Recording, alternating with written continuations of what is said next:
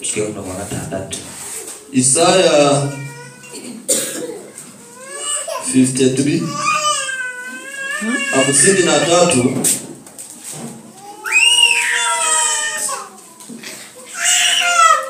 Isaya 53 tunaanzia kwa mstari wa 4. Tunasoma: hakika umeyachukua unayachukua masikitiko yetu, amejitwika huzuni zetu, lakini tulimdhania ya kuwa amepigwa na Mungu na kuteswa, bali alijeruhiwa kwa makosa yetu, alichumbuliwa kwa maovu yetu. Adhabu ya amani yetu alikuwa juu yake, na kwa kupigwa kwake sisi tumepona. Sisi sote kama kondoo tumepotea, kila mmoja wetu amegeukia njia yake mwenyewe, na Bwana ameweka juu yake maovu yetu sisi sote.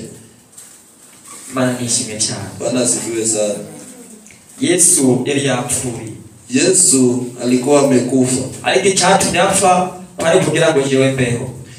Kitu kilisababisha kufe kilikuwa mimi niishi.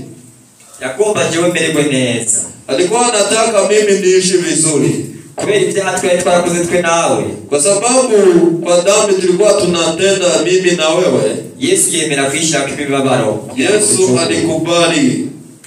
Tukwiye kwibuka icyatumye Yesu ajya ku musaraba. Tukumbuke kitu kilisababishwa Yesu asulubiwe kwa msalaba. Isura yiwe irahinduka. Uso yake ilibadilika. Baramucumita amacumu menshi mu rubavu. Wakamuvika kwa mbavu. Baramwambika n'amahwa mu mutwe. Walimuvaisha miba.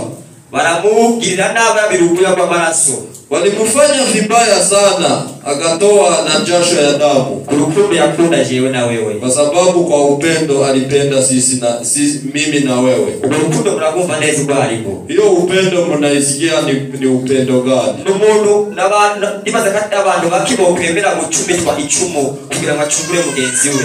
Ni watu wachache sana walikubali kufanywa hivyo.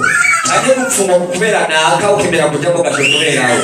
Ama kufungwa kwa sababu ya mtu. Ariko urukundo rukundi Imana yadukunze. Sikia huo upendo